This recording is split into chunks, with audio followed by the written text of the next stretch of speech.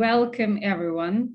My name is Olga Hamama. I'm International Dispute Resolution Lawyer and partner of V29 Legal, joining to you today from Berlin, Germany. On behalf of all founding members of ARBinBRIEF, it is my great honor and pleasure to welcome you today.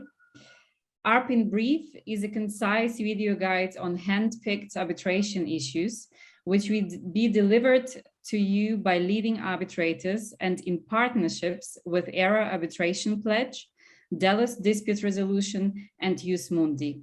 And at this point, we would like to expressly thank our partners as if they have already provided tremendous support on the way.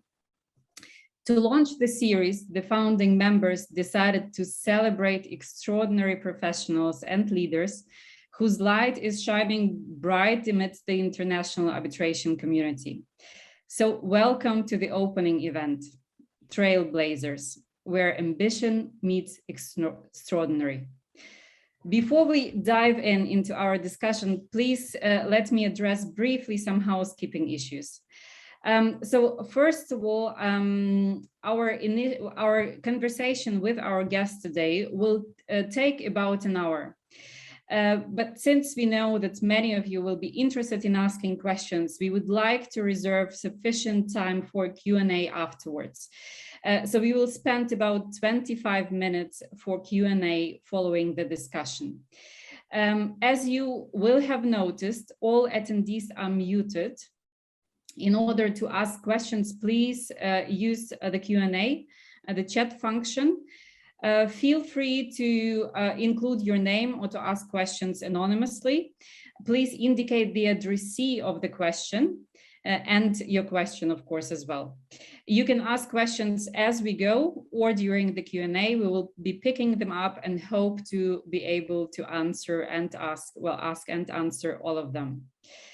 At the end of the session, I would also like to use a couple of minutes to introduce the project ARBinBRIEF to you in more details, to introduce the founding members to you, and most importantly, announce the first episode. So without further ado, let's start. I'm honored to present to you our guests, highly accomplished legal practitioners and extraordinary individuals that seek to pursue and support causes that go far beyond their individual career paths. Please welcome Nadja Harraschain, founder of Breaking Through, joining us today from Ostsee in Germany, as we just heard. Amani Khalifa, counsel at Freshfields, Bruckhaus, Deringer, and member of the R.E.A.L Pledge Steering Committee, joining us today from Dubai, United Arab Emirates. Rekha, Rangachari, Executive Director of the New York International Arbitration Center, co-chair of the R.E.A.L initiative, joining us from New York, United States of America. Madeline, Kimei, founder and CEO of iResolve, president of the Tanzania Institute of Arbitrators. And if I'm up to date with following social media, I think Madeline is joining us from Morogoro in Tanzania today. And last but not least, Isabel Yishu-Young, founder of R.E.A.L, joining us today from Cambridge, Massachusetts, United States of America. So ladies, already this panel, welcome, and this panel and this setting seems to speak for itself. Even in international arbitration, success does not seem to have a recipe.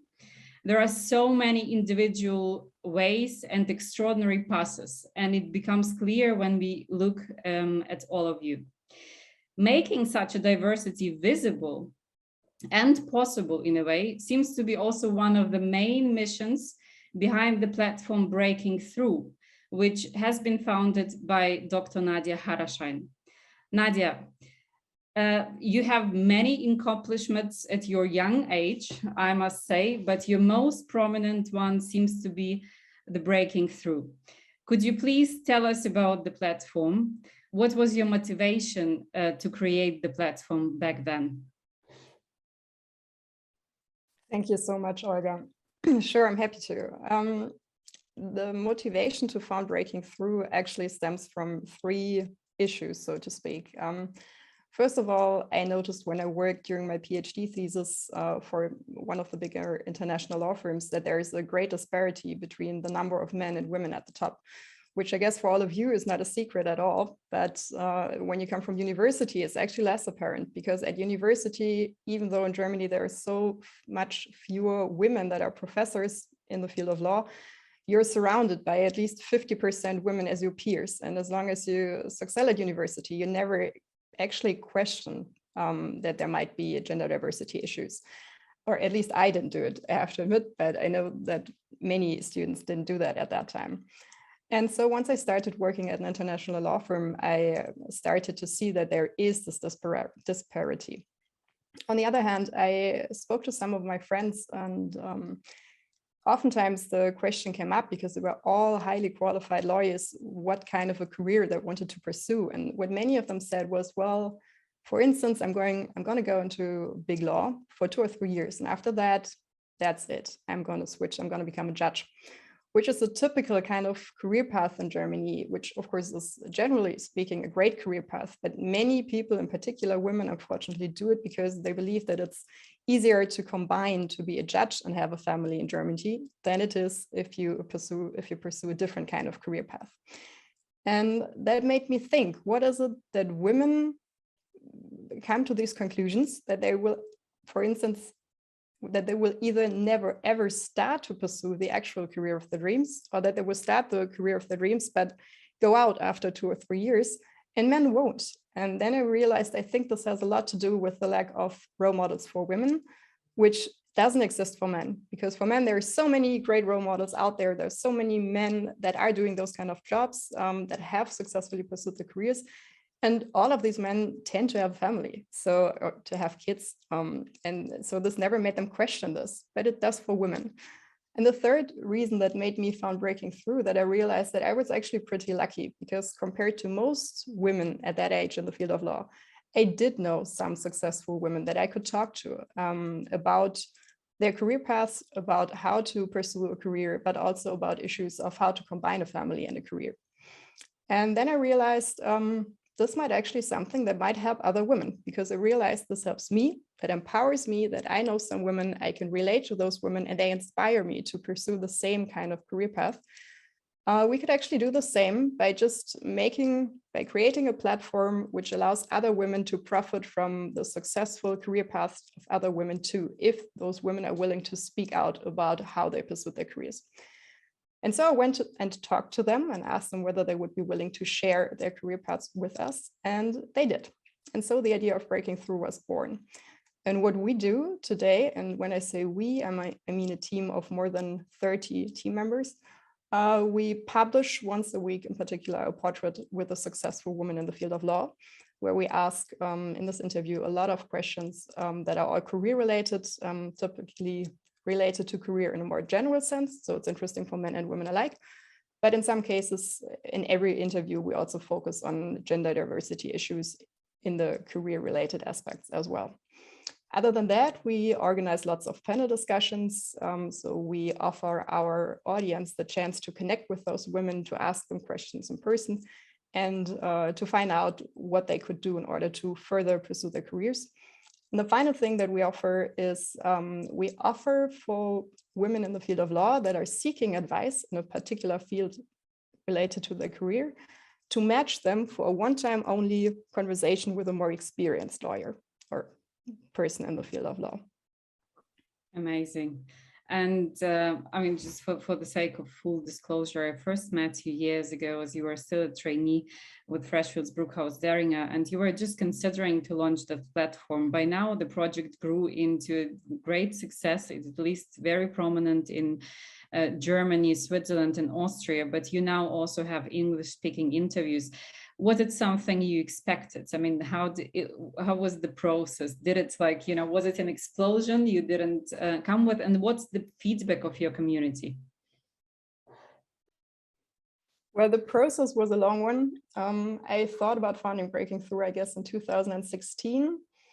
Then I became pregnant and decided that I would like to focus on my PhD thesis first, and that there would be a better time to focus on a project like this, and that Yeah, so I decided to wait for a little longer, but in 2016, I had already started working on a homepage. And back then I actually had the impression, oh no, I'm not sure how this is going to work, because it seems to me like I'm not personally able or capable to doing the homepage and everything by myself, but I don't want to invest too much money on that. But then again, if you don't invest a lot of money on a professionally looking website, it doesn't make any sense, because we're addressing an audience that is a professional audience. So everything has to be professional.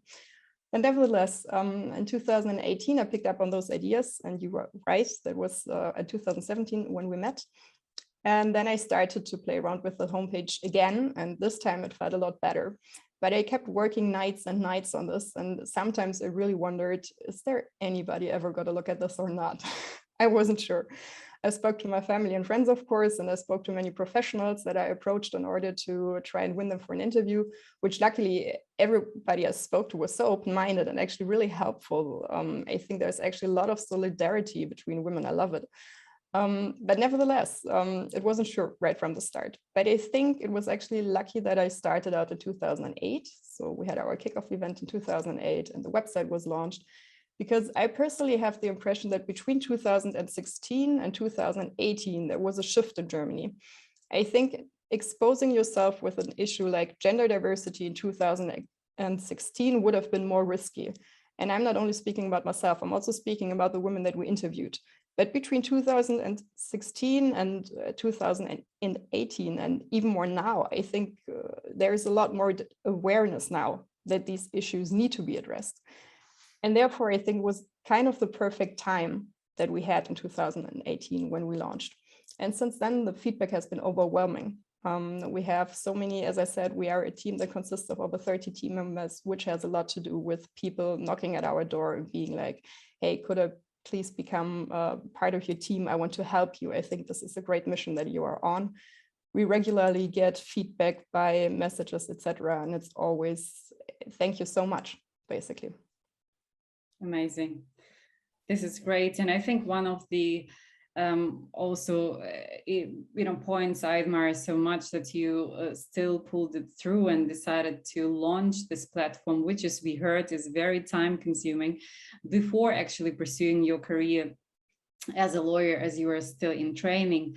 Now I would like to turn to another guest that pursues a career without any connection to the world of arbitration before venturing out in this field. Amani. Amani, you're a tri-qualified lawyer with extensive experience in international arbitration, especially throughout the MENA region. You're a counsel with Freshfields, Bruckhaus, Deringer, specializing in complex construction issues. In addition, you serve as an arbitrator on the Basketball Arbitration Tribunal and an anti-corruption hearing officer of the Tennis Integrity Unit. But before you started your career in international arbitration, and many of you would have read it already on LinkedIn, kindly posted by Hafez, you were a professional tennis player. Could you please tell us something about your career as a professional tennis player, and how did you manage to turn into the field of law? Thanks, Olga. So I think it's fair to say that law was my backup option. When I was younger, my passions sort of were very much directed towards tennis, and had a dream of making it right to the top of the game. And I actually put my education on hiatus for a bit while I traveled around and toured and stuff, and that was really, really good. But it's a very brutal profession, and it's very poorly remunerated at the very lower ends of the tour, and there's a short shelf life on tennis players in terms of their career, as is the case with many careers where it involves sort of physical labor or sport. And so at a certain point, after a string of losses, an unfortunate string of losses, I decided to go with plan B, which was to go to university and read law.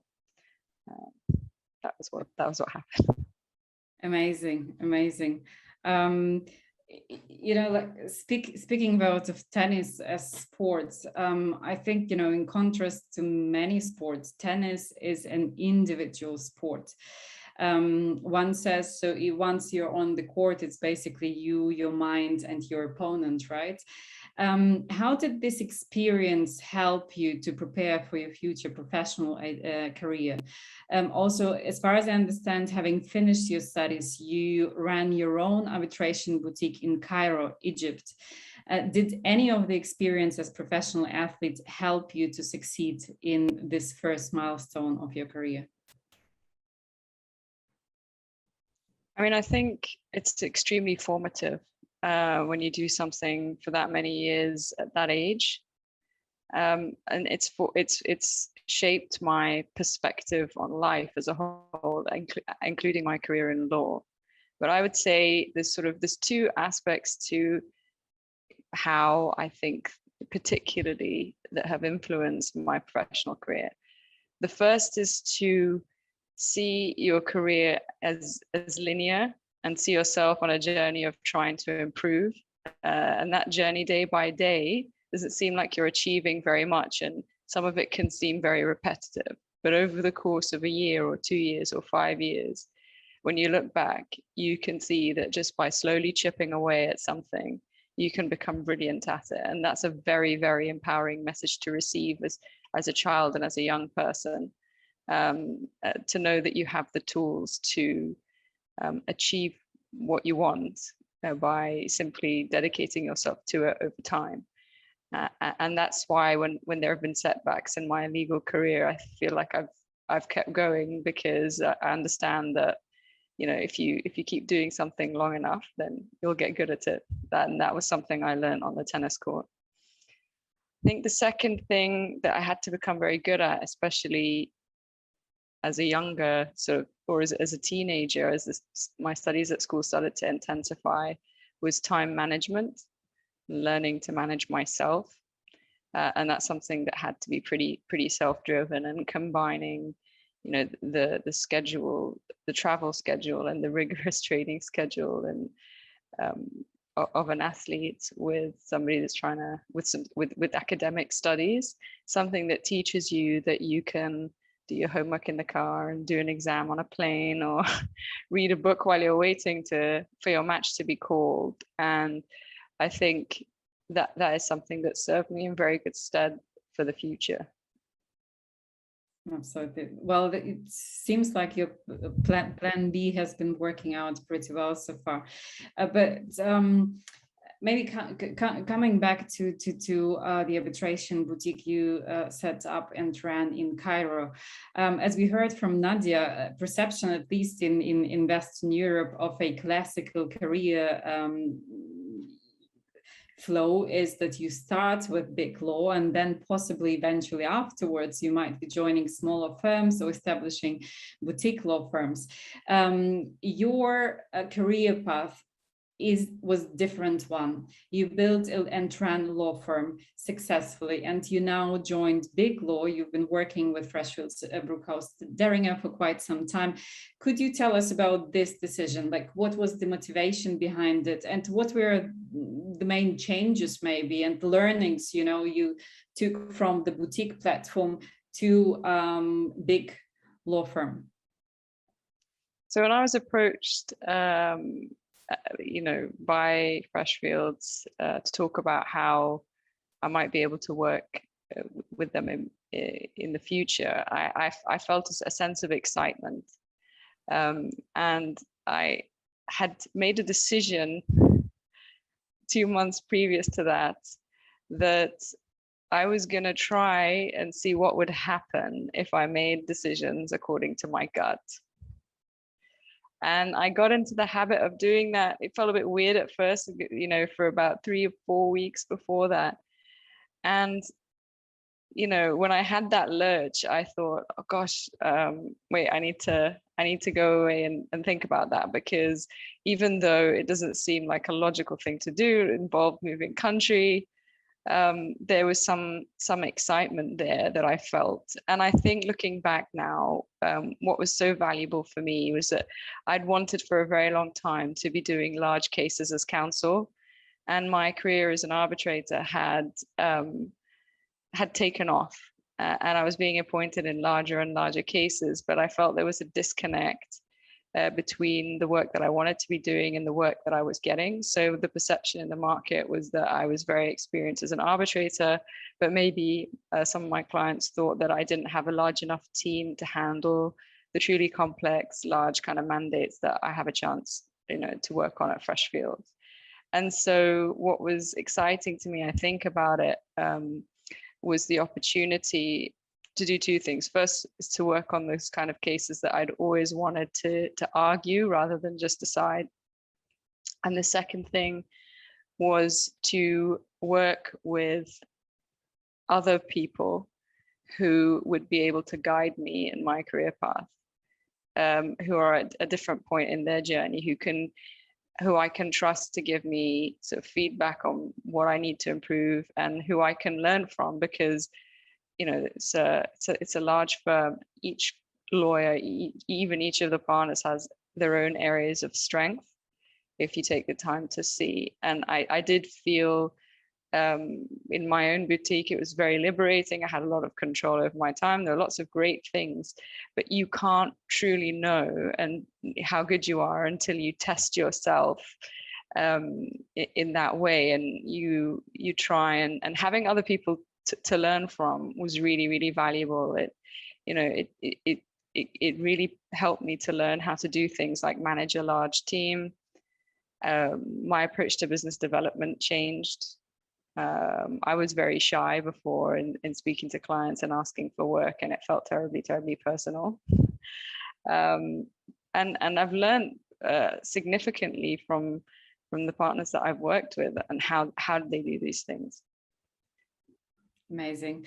And maybe one more question, because it seems that you managed a comeback into international sports, but in a different format, different role. Could you tell us how did it happen? Was it planned? Was it something you've been contemplating, or did it happen by circumstance? So it's happened by chance. It's something that I'd always wanted to be involved in because of my personal background, but I'd never had the opportunity to work on sports cases before, and I didn't know how to get into it. And I think my takeaway from what actually happened was that you never know when you're going to get an opportunity to do something. And the story goes that I was filling in for somebody who at the last minute had cancelled their speaking appearance at a conference in Germany. And the conference was a DIS40 event about arbitration in the Middle East. And so I went there to fill in for this person. And at the time, that was a costly thing to do. But I decided that, it would ultimately be worth it. I was very disappointed to go to the event, to realize that it was a very sunny day in Munich. And although about 30 people had registered, I think only a handful showed up. So I delivered my carefully prepared paper to a very small room and thinking, well, that was nice, but I'm really not sure anything is going to come of it. But actually, one of the organizers of those events is a leading sports lawyer in Germany with an extremely successful practice. And he and I spoke about how I'd been sitting as arbitrator, and there was a need for somebody to cover sports cases in the Middle East. And together with my background as an athlete, I was interviewed for a position as an arbitrator on the BAT. And I learned a lot from doing that. And I think, if you have a willingness to upskill and to learn, so I had to read the jurisprudence of the court and so on, you can kind of expand your repertoire, and you can upskill and learn to do different things. Right, very inspiring. As former co-chair of this 40, I must tell you, although that usually our events have a lot of attendees, but this was an example. No, it's truly amazing, right? It's like this moment where you didn't expect it, and it still came. So thank you very much, Amani. Let's change continents now. Rekha, it is a huge pleasure to have you today with us. You serve as Executive Director of the New York International Arbitration Center. we can imagine that a lot of responsibility comes with such a position, such a role. Could you tell us, how did you come to this position, and what are your daily responsibilities within the center? Sure.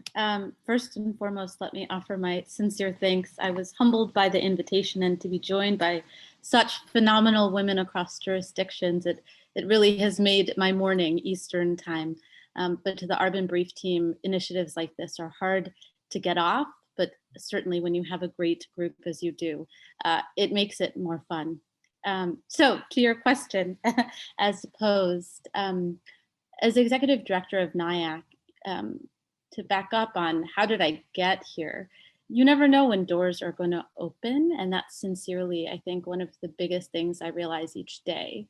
At the time when I got invited to come to NIAC, I was working as a case counsel at the AAA ICDR, institutional arbitration, ensconced in all of that, all of the work involved there.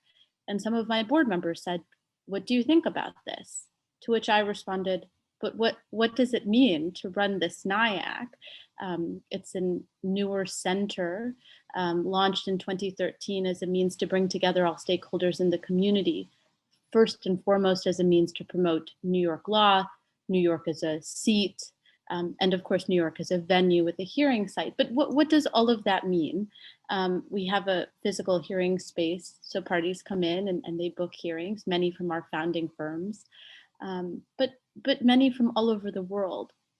And so it's this combined notion of an open door inclusivity policy. Everyone is welcome here for our events when the UN is in session, to build a thought leadership base out of New York with some of the best firms in the practice, some of whom representing those firms, including our tech team from Freshfields, with major thanks, helping to scope that out. What does it mean for New York to lead? What does it mean to be at the epicenter of finance and there with law, with some other phenomenal cities? And so the day-to-day reality of the work, I think there's no one similar day. Everyone could echo this. Certainly, we also all wear many hats in the community, but certainly, first and foremost for me, it's that if anyone has a question, that NIAC almost becomes a thoughtful hotline. Posit your questions about anything, and it really runs the gamut. I can tell you sincerely, but know that you have a place at NIAC to pick up a phone or send an email and to get a response, to help drive, whether it's you're proceeding and you need to file a case, or even something more thoughtful about seat and venue and you need substantive articles or you need to be connected to somebody. I really do, in some ways, with humor, think that I'm leading this, I'm the events director at this cruise ship, and it's a really phenomenal cruise ship. We have lots of ports of call through all of our friends all over the world, but we are always based here out of New York. And we're driving application of New York law and all of its nuances, its commercial practicalities. Let's have a conversation, not in the sense alone of battle of the seats, which I don't like as much, although it's quite fun. But every seat has its pros and cons for reasons. Let's tackle those issues. Let's open our doors to learn what's happening in other jurisdictions as to rules and regulations and evolution. And if we do that enough, thoughtfully and conscripted, then maybe we'll really get the practice better and better each time with everyone committed. A roundabout answer, notwithstanding. Just picking up on the reference to the cruise ship, I can imagine that as a captain, you have to be very strategic, right? You have to have the vision of your destination, and at the same time, the flexibility to navigate through rough waters to something which is unexpected. In some of your interviews, I read that you would encourage everyone to jump, right? If something with great responsibility comes. How would you describe your journey in terms of personal development of your leadership skills? Have you felt completely prepared at the beginning? Do you feel that, all this set of tools grew in you or with you during the last years with NIAC? Well, I don't know if anyone is ever fully prepared for any room that they walk into, no matter how much practice So the saying goes, practice makes perfect, but what really is perfection? I am very lucky to be anchored by a phenomenal group of directors, the Global Advisory Board and Advisory Council leadership, to which I certainly look to buttress the path NIAC will take, and certainly my own personal path. But part of it also goes to what Amani said. You have to uplearn and upwork and put yourself in the room, even if you don't know what all of the options are, but certainly play out the optionality in your own head so you're ready. And so I think this notion of jumping when a door is opened, it's not without its certainly thoughtfulness. I will admit in full candor, jumping for me into the role of executive director was one that I jumped from one hallway across to another, the luxury of geography, where I was posted at the AAA ICDR was on the opposite side of the hallway. So I didn't have a long way to travel, but in truth, the journey was a very different one, where I was a part of a big organization at the AAA ICDR. NIAC was really mine to take forward with the leadership and to make New York and NIAC synonymous and to really stand out. And how you do that while dealing with the thorns, right? These conversations that come up about topics like manifest disregard of the law and making sure people understand that it's a high standard and it doesn't come up all the time, although it certainly had gotten a bit salacious because you saw it in conversation all over. How do you distill down myths? How do you talk about the tough things in the law or that even that have gotten misread or mistreated, but do it in a way where people still want to listen? You do it with the best. And so I'm really grateful to have that in the core group of NIAC. But you do it with the whole community in tow. You don't, as much as you can, talk alone in a vacuum. And so for me, growth at NIAC has included, through our leadership, adding an advisory council of expert consultants and third-party funders. They're part of our practice. They have been for some time. Often as lawyers, we get into our own little pods and we just talk amongst each other. But that's not sufficient. So let's do it better. Let's talk to the students, particularly in these pandemic times, but perhaps this can leave a gloss for down the road and into the future. We have to keep having those pathways from education into practice and back and forth, and also with the bench. So we just understand it better and we become stronger as a practice. Now, this is all soft, conversation in that, but those pathways are really tough to build. They come out of community and thoughtfulness and conviction and doing it all of the time and not only on the good days, but when it becomes rainy, you dispatch back to your known quantity group. So I'm really grateful that NIAC has become a place people come from all over. And they share the things that we need to do better because we're not presumptuous. I'm certainly not presumptuous that we've done it all or we know it all. But it's because of people that tune in, even our delegates today, that they bring ideas forth. I just got an email the other day from the Columbia International Arbitration Association, the law students, and it was this long list of bulleted items that NIAC could do. And it really got me excited. NIAC right now is a very lean shop of one employee and you're looking at her, but I am certain we can take it forward in due course, slowly, methodically, but certainly in due course. Ruth Bader Ginsburg once said, you can't have it all at once. And so we'll go piece by piece and we'll do it. Amazing. You just mentioned rainy days. In January 2021, you were among the co-founders of the Racial Equality for Arbitration Lawyers Initiative, which has been launched amidst of turbulent events in the US, but also worldwide. Could you tell us about this initiative as well, about the background, the idea, and most importantly, about the goal of the initiative? Sure. So Racial Equality for Arbitration Lawyers, R.E.A.L, it toes nicely with many initiatives that have launched in the space that Nadja has spoken about, but that have already existed in the space, talking about diversity and heralding groups really like Arbitral Women and the ERA Pledge. We borrow from the way that they've done it. So as you said, you know, R.E.A.L, it first came into conversation in about 2 years ago, that we said we need to start talking about what's happening in the space, to talk about race, which in and of itself is thorny with some other diversity definitions. How do you talk about it? Where we all in our international community, we hop jurisdictions, we speak many languages, right? But when we talk about identity, sometimes we put on these veils. How do you start to pull off those veils where you feel it appropriate, where you feel you have a protected community, to talk about how all of that influences perspective and thought process, and therewith access and advocacy, right?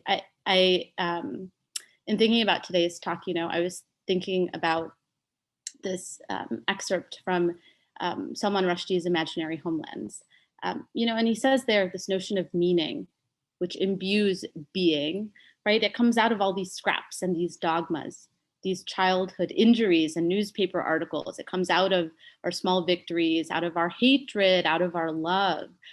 And so all of that is who we are. It's our identity. And it could be also wrapped into our diversity definitions individually. And so how do you get to tease those out, inclusive of identity?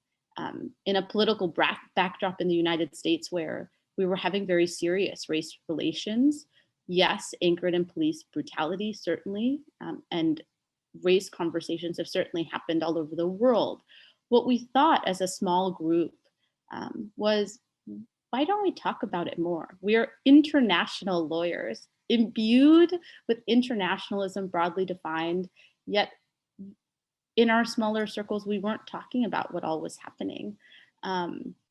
And so it was that means, let's start to talk about it, however difficult, you know, let's start to talk about it in a way where we are advocates. And yet whenever topics like race came up, we ultimately felt we needed to take a side, offensive, defensive. This happened in blogs, this has happened, you know, in the public domain. Why does it have to always be that way? Particularly where in our community, and it is a smaller one, you see opposing counsel, you know, every day during a proceeding, and then you may see them as the arbitrator, and then you may see them at a cocktail party. I mean, we wear these different roles interchangeably so often, and so why can't we sit down and with decorum talk about, for example, race? The truth is you have to start by building a community, much like Arbitral Women in the ERA Pledge did. You have to build it slowly and methodically in nascent form. You build it locally and you build it regionally and you build it safely. And then slowly those pools of community and jurisdictions can form this, this sort of interconnected waterway. And that's the hope. R.E.A.L's main driving force, and to give some scope on what is R.E.A.L and how is it organized, R.E.A.L has a steering committee, it has ambassadors, it has recently launched committee chairs and vice chairs who are thoughtfully taking initiatives forward with business development plans. And then of course it has the members and the allies, the most important anchoring body. It's self-identified as they deem appropriate. But R.E.A.L's main goal in these initial years is to build community and to build access united with advocacy. And what does access mean? That can be broadly defined. The way we are defining access right now is we're offering scholarships. So, you know, to date, we've offered about 55 plus scholarships across different mediums of entry, from a chartered institute fellowship course to PLI and institutional master classes to advocacy workshops to even GAR sessions, right? And I'm just giving broad scope here. It's because of the people that believe in this need to give access, the ability for us to advocate for those that want to attend, but generally can't afford it due to cost, but are highly qualified. Let's unite those spaces and build a community that way. And so it's been really exciting, not only to see the scholarship recipients and how grateful and excited they are and how much they learn and how participatory they are during those sessions, meaningful value add, but from those that are offering the scholarships that they may not have thought about it. And then we go knocking on their door and we say, hey, we want to support this. Can you offer us at least one scholarship, if not more. If you have set criteria, let's talk about what those mean and why. But we want to bring the entry, the access lower so that we can buttress these opportunities and get more people in the door. So in any case, it's been really fabulous. But you know, series of quotes here. To give a quote from Ruth Bader Ginsburg that I love very much. Fight for the things that you care about, but do it in a way that will lead others to join you. That's certainly important in all aspects, but especially when you talk about thorny topics like race and racial equality broadly defined. All of us that are part of different leadership aspects at R.E.A.L, we all want to stay in the space, right? We don't want to create enemies. Therewith, we may, but hopefully you open the door to dialogue. You learn from somebody who doesn't have the same point of view as you, which is important, and you get stronger for it. Or in the most civil of ways, you agree to disagree. And we do that all the time, certainly. Amazing. That sounds absolutely astonishing. And one can feel, at least, like, you know, although we are meeting here via Zoom, that's your, you know, you are in this initiative with your heart and your soul. And, you know, I think everyone listening to you would be honored to support this initiative. But speaking about role models, I would love now to change the continent again. And switch to Madeline, who, in my opinion, is, you know, deserves the title of a role model as much as other speakers on our panel today. Madeline, you're a practicing commercial and corporate lawyer. You wear many hats. You act as arbitrator, as mediator. You're president of the Tanzania Institute of Arbitrators, also a member of the ICC International Court of Arbitration. What I found so remarkable about your career pathway was that you decided to switch from in-house law position and establish your own law firm. Well, actually much more as a law firm, if I understand it correctly. So because of your liking of technology, you ventured off to establish the very first online dispute resolution platform called iResolve back in 2015 in Tanzania. Madeline, it's great to have you with us. Could you please share your motivation behind this decision? And tell us what was the initial goal behind this platform, whether the nature of it changed with the time, and what is it offering today? To you, Madeline. Thank you so much. Thank you for that introduction, and thank you for the question and posing the question. It really was an exceptional decision that I embarked on in 2015. iResolve itself started off to be as resolution experts. And so that's how we began the boutique arbitration boutique firm. Now, starting off as a boutique firm and coming from an in-house background, as you have highlighted, I started off my career in the banking sector. And I think it was by default, because my ambition was to work in technology sort of driven institutions, or whether it be government or private. And that was my first reach. Now that didn't work out for me, because my first job ended up to be in a bank. And in a bank, now the interesting thing is that and my father has been a banker for 30 years. And so therefore championed some of the technology. And so in my capacity as a legal counsel, managing the portfolio of contracts and new products, I was exposed to the rapid pace of technology very on in my career.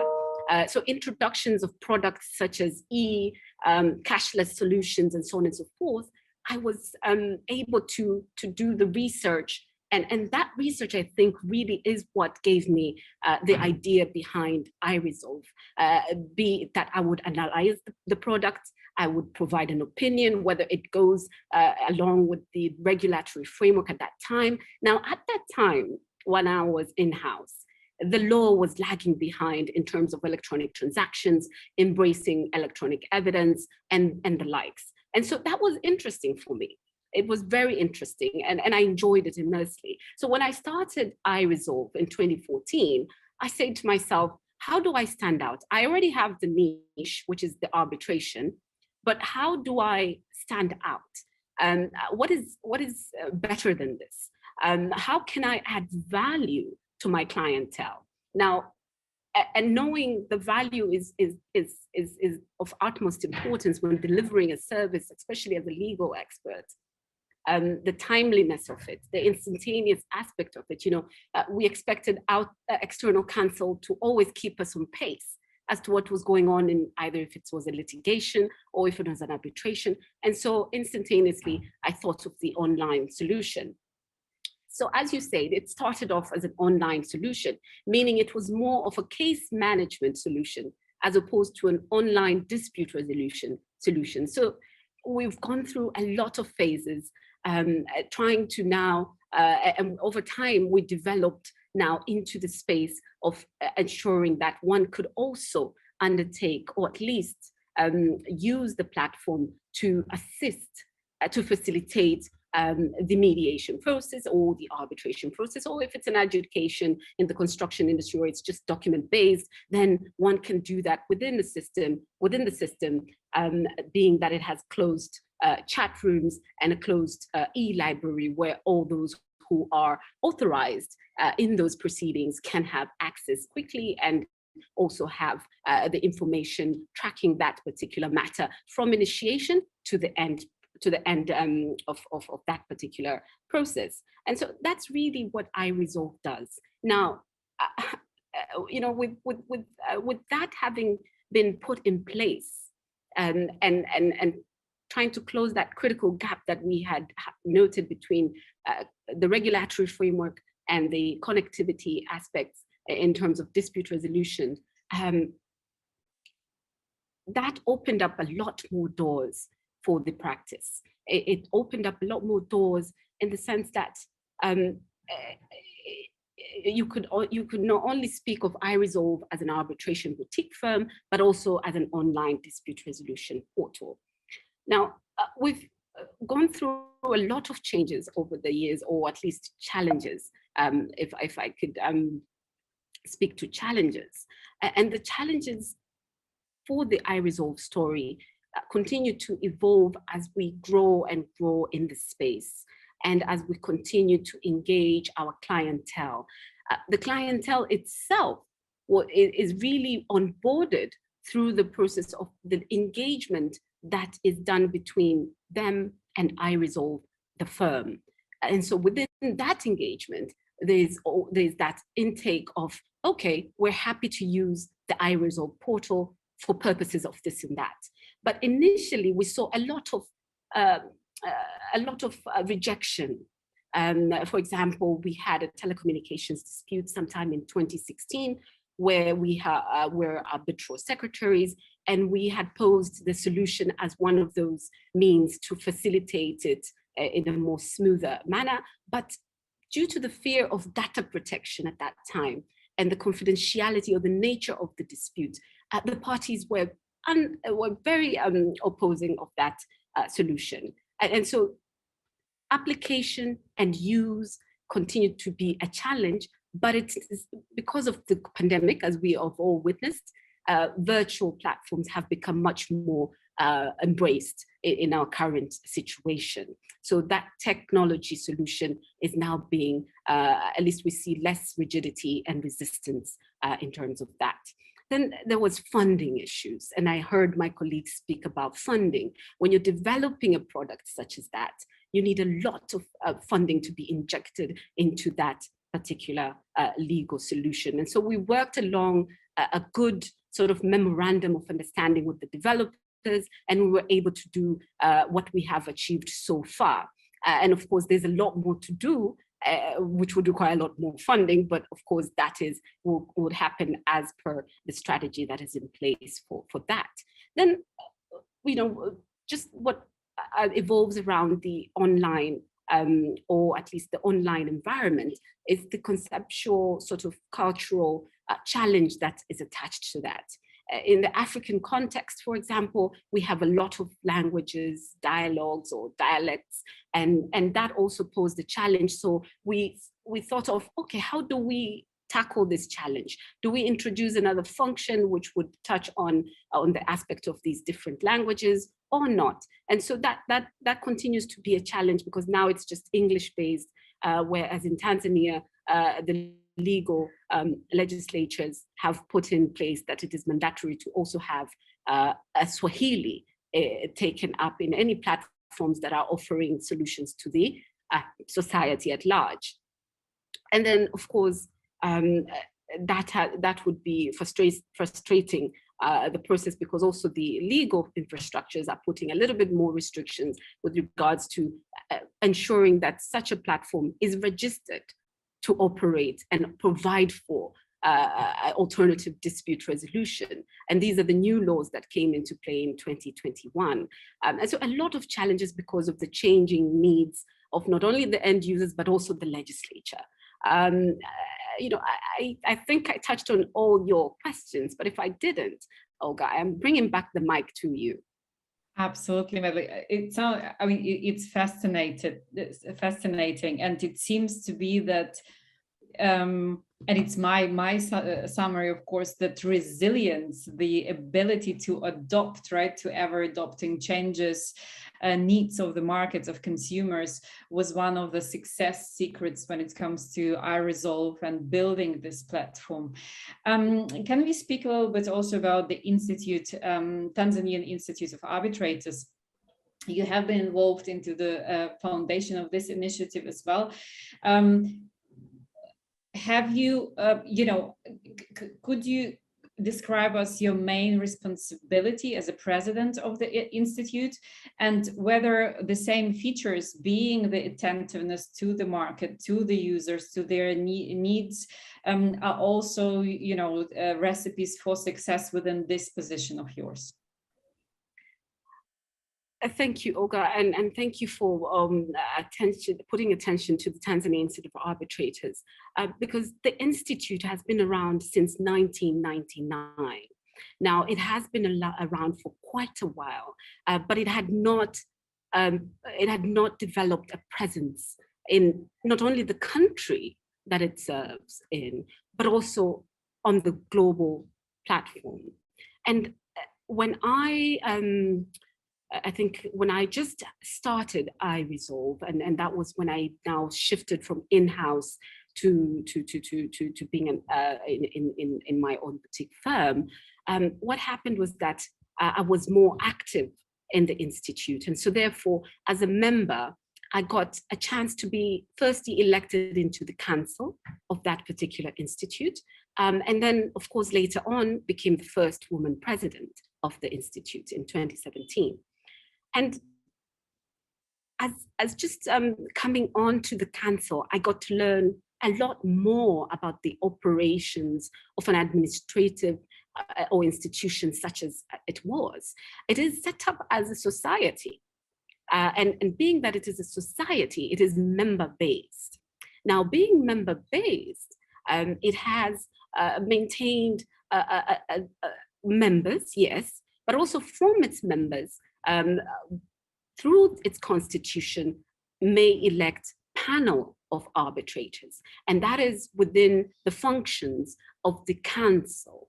Now, the Council having that authoritative position to not only approve who would be an associate, who would be a member, and who would be a fellow, which is a new category just introduced, they also have that authority in line with the criteria set out in the Constitution to put in place the panel members. Now, in my function as the president, one is to ensure that we are aligning to the strategy and also moving towards the strategy as set out, meaning if it would be deploying technology, then deploying technology would be something that we are ensuring that we achieve during that strategic year or strategic period. And so not only that, but also overseeing management is of a critical role that I play.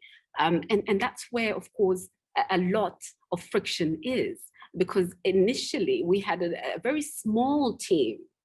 We had a one-member, similarly to to Rekha's position, where we had only one person as the executive secretary. And so most of the work would come back to the president and or the council members to assist in the day-to-day operations of the institution. And so we saw that that needed to be tackled. And so therefore we did an overhaul of that management team. We are introducing new team members even to champion trainings and sensitization programs within the country, considering that we have a new law and new governments in place that have created an enabling environment for that transparency and for that growth in that particular area of ADR, meaning arbitration. And so that has become very important in my role as president. Not only the management and driving through that strategy accordingly, but also the lobbying work. You see, we had an antiquated or an archaic, if one would call, Arbitration Act for centuries that was based in an English Act of about 1837. And so we needed to work along with the government and all the legislative organs in order to replace and repeal the act, so as we can align to the unicitral model law. And that, along with the team that we have, was achieved in 2021. And so therefore, that was one of the winning, a wonderful moment for all of us at 𝗔𝗥𝗕𝗙. We celebrated and you know, it was overwhelming for us, because it was a long journey with the first draft since 2011, and we came to see it in 2021 being achieved. And so about 10 years race. And so those are the things that a president does under 𝗔𝗥𝗕𝗙. Of course, the rules also provide for default appointment, and that's where the president would appoint upon default of the parties appointing an arbitrator. But we're reviewing the rules, and we would want to deploy a much more party autonomy sort of approach, whereby if the default provision could be changed, maybe to involve a court, in order for a court of arbitration, maybe under 𝗔𝗥𝗕𝗙, to do the task instead of just solely resting on me as the president, which is really not, you know, I don't enjoy it at all, actually. So. You can see. Thank you. Thank you. Thank you very much, Madeline. So it seems that innovation and your persistent challenging of status quo was also successful in the context, right, of your position as a president of the center.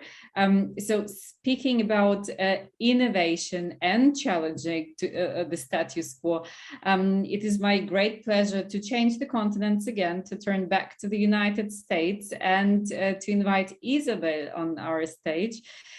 Isabel, you describe yourself as Harvard lawyer, Oxford economist turned founder of ARBILEX, passionate about predicting law.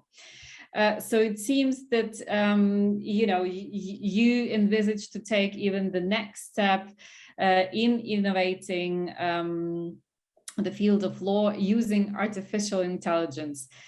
Could you please tell us about ARBILEX? How did you come up with the idea, and how was your journey so far? Yeah, thanks, Olga, and thanks again for organizing this panel and such amazing stories. I was just sitting here taking notes and listening to my co-panelists about their story. ARBILEX started as a provider of data analytics, and some of it was predictive in nature using artificial intelligence. We started in the treaty arbitration space, and now we expand to other types of international arbitration. And going forward, we do have the ambition to use the same approach to predict legal cases in general. So the journey of ARBILEX has really been observe, listen, and adapt to the field. Initially, the opportunity for it to start was this observation that a lot of treaty cases are really big. So lawyers are asked to make really high stakes decisions very early on in the dispute, and particularly in the context of working with a provider of litigation finance. And so oftentimes these conversations revolve around a concept of risk, and lawyers, as trained in our qualitative discipline, have a different vocabulary for risk than bankers and financiers who are providing this capital. And so with my background in statistics and development economics, I have already had the privilege of, being trained in providing quantitative analytics to guide policymaking in developing country context. And so that was a much bigger and more complex setting for quantitative modeling. When it comes to the law, especially for treaty arbitration, we start with specific case laws. What we have observed is the structure of the data is actually, it lends itself to some sort of engineering modeling setup quite easily. And so what we came up with was, can we build some sort of model to bridge the gap between lawyers who are trying to present a case from a lawyer's perspective, and present that case in sort of quantitative metrics that that financiers and bankers look at the case, can understand the risk reward trade-off and return metrics. And so that was the initial sort of idea of ARBiLex. And since then, we've helped funders and lawyers diligence cases worth more than $30 billion. And earlier this year, I had a crazy idea of, why don't we have our own litigation finance funds? And so at the moment, we just launched our own litigation finance facility and have issued our first term sheet, and in the process of evaluating more cases and investing in more. And so really, I think the journey of ARBiLex has being one of trying to understand where we can make an impact in this very fast evolving field. And I think one of the feature that attracted me to international arbitration is really just, there's so many open questions. There's so many emerging jurisdictions. And I think someone with a beginner's mind, and I am a complete beginner in this field, I think would do very well, because we're here to learn and absorb and hopefully come up with more and more solutions that can answer to these new demands from the field. Incredible. If I may, it seems like you're venturing out with a very innovative approach in a very, at least in my opinion, conservative field. Is it wrong presumption, or did you have tough time trying to persuade lawyers that technology can actually be of added value, specifically in our field of international arbitration? I think you definitely put the fingers on the nails in identifying, there are certain fields that are slow to adopt technology. And I think law has been recognized as one of them. But I also think that given that, the job of the innovator or someone who's trying to break in, it's their responsibility to identify who are the first adopters and who are the followers and who are the never doers, right? So I think every field have those groups. And so my job is to understand which group are our allies and which groups that once they see proof point, they will readily adopt, and which ones they see us as threat and will never adopt. So once we view the field in that lens, we find partners and launch, then that will give us the traction to get to the next step. So in innovation, like if you really want to get nerdy about it, it's called there's a chasm, right? An innovator have to cross. Is the initial sort of 2 to 5% will always go to battle with you, but then you need to convince, at least 15 to 20% of the field. And so it's the middle sort of 15 to 20% of the users will observe the experience of the 2 to 5%. And if they are convinced, then once you cross the chasm of 20%, then you get the whole you get the whole field, and then your approach becomes the norm. So I think we're in the inflection point of, we found our 2 to 5%. They're really happy with us, and we're, super grateful to have that opportunity. And I think the next step, launching this fund, is really trying to prove to the 15 to 20% that, hey, this could become a mainstream going forward. Great. We have some questions coming in already. I have one last question. I think the founder's journey can also be a very lonely one, right? Because on the one hand, you're challenging a status quo, you're challenging the industry, but at the end of the day, quite often founders might find themselves like on their own with these visions. Again, not finding enough supporters out there. Is it true when it comes to you? And if so, what type of advice you would have to overcome those challenges? Yeah, I think the narrative of founders being lonely was really shaped by the male founders who's, I think there is a lot of ego attached to traditional entrepreneurship in the, guys in the hoodies. I think the type of leadership style that female offer usually is more consensus-based, it's more sort of team-based. I never woke up and feel like I'm like pulling this engine by myself. Like, we build an incredibly complementary team, and every day everyone knows exactly which part of this venture they're contributing to. So I guess there's a little bit of us against the world, but that was never really a very lonely journey. I actually had a friend, a very close friend, who, to Nadja's point, she exited the startup world, and went to a very cushion sort of pension investing world, right? And because she felt like, okay, it's time to have children, and so family planning and all that. And she became really lonely. She's like, I miss the startup vibe of like this us against the world. Every day you're filled with a sense of purpose, even though you don't have much, but like you have each other. And now she's at this massive, gigantic organization that's so stable. And she kind of missed the feeling of like being really driven. And so I guess people have different needs in different stages of their life. I definitely think that the startup world tend to attract people who like to do something new, who get bored easily. I don't think if I had stayed at Big Law, I would be a very good junior associate, just because I'm just so easily bored. So I think if people going into a profession, knowing the trade-offs and know which parts that excite them and which part kind of, they're shunned away from, and just match one's personality to those choices, I think it will be a very rewarding journey regardless. Thank you very much. Thank you. This is very insightful. So looking at the clock, I would like to turn to the questions we have already. And if there are more to come, please use the Q&A function. So Amani, the first one goes out to you. Any advice for people who are still learning to overcome shyness?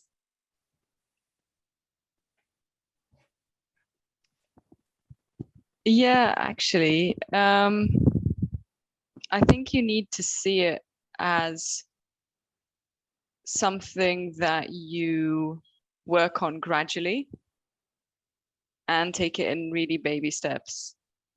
So there are people who have a misconception about things like public speaking, or speaking to people that you don't know, or introducing yourselves at an event, that you either have it or you don't. And I think some people have it, but if you don't, you can acquire it. And the way you acquire it is by very slowly pushing back your comfort zone, a little by little over time. That would be my advice. Just make yourself a little bit uncomfortable, and before you know it, you'll realize that you're already doing things that you wouldn't have dreamed of. Thank you. Thank you very much. We have one more question for all the speakers. So I will be addressing you as you appear on my screen. So the question is, do you have professional or personal role models who are looked up to while making your own career path? Madeline, you are the first one on my screen. Thank you so much, Olga. And my mic was not off, but so that was easy for me to pick up on the question and address it immediately. I think it was the opportunity to work as a trainee at a top-tier corporate and commercial law firm based in Dar es Salaam. Very early on in my career, just after having concluded my LLB. And I was attached at this firm, and I worked under Dr. Hawa Sinari, and under that pupillage, I think she immediately exuded that energy that I needed to be exposed to, because what caught my attention about her was that she was very much self-aware, and in her work, the detail and the effort that she applied, and the skill that she had developed that was well known within the country, that she had the Companies Act at the back of her hand. And wherever you went, and that's exactly what you would hear. And that sort of gave me that exposure to a woman working in the legal sector, being able to live within her own setting, and being able to set herself aside from the other colleagues that were around her, be it male or female. And so that was a very good role model for me. And because I started off with her, I think I picked up from her, and to this date, I seem to be very similarly compared to her, even in conversations that I have with my colleagues. And then later on in my banking experience, I served as a company secretary as well. And in that room, there was only one woman at that time. And that one woman came about when I had just joined the bank. Her name, and right now she's a judge of the High Court, 𝗔𝗥𝗕𝗏𝗕𝗏𝗔. Now, 𝗔𝗥𝗕𝗏𝗏𝗏𝗏 being the first woman on the board, and being the first woman to review my minutes of the board, one of my first minutes of a board of directors meeting, taught me a lot more because of the fact that we had one-on-one, and I think that's very important. And I heard from our first speaker, Nadja, about how being mentored and having an example really does work for one to pick up pace in terms of one's career. And then, of course, later on, when I was still working for a Barclays affiliate in Tanzania, a woman called Mzinga Melu, who's a rising star at this point in time, and she's in Zambia right now, and she's the managing director of Absa Bank in Zambia. She came about and was a managing director here in Tanzania under that flagship.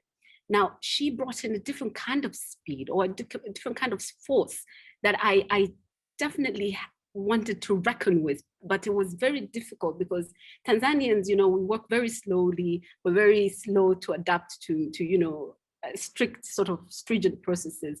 And so with her approach and the resistance that she had within the organization, I think that really was an eye-opening, sort of inspiring moment for me. And that really shaped my career, moving on now to private practice. And within those three women's examples, I think they really have sort of created a good foundation for me to persevere, to work hard, and to continue to be innovative in my space, so that I could continuously have those opportunities open up. And of course, my father always tells me, whatever opportunity comes your way, take it.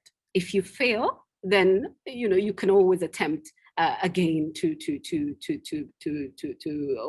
resolve whatever failure you had encountered. And so therefore, that's really what I do. That's how I work. Thank you. Great. That sounds like a great piece of advice. Nadja, speaking about role models in personal or professional life, who were yours or are yours? Well, there are certainly a lot of them, since Breaking Through in a way is kind of a collection of role models, if you want so. And I always try to surround myself with role models that inspire me. And therefore, there are actually many women that I've learned a lot from. Generally speaking, of course, not only women, but I have to admit that in my case, it has been a lot of women in particular.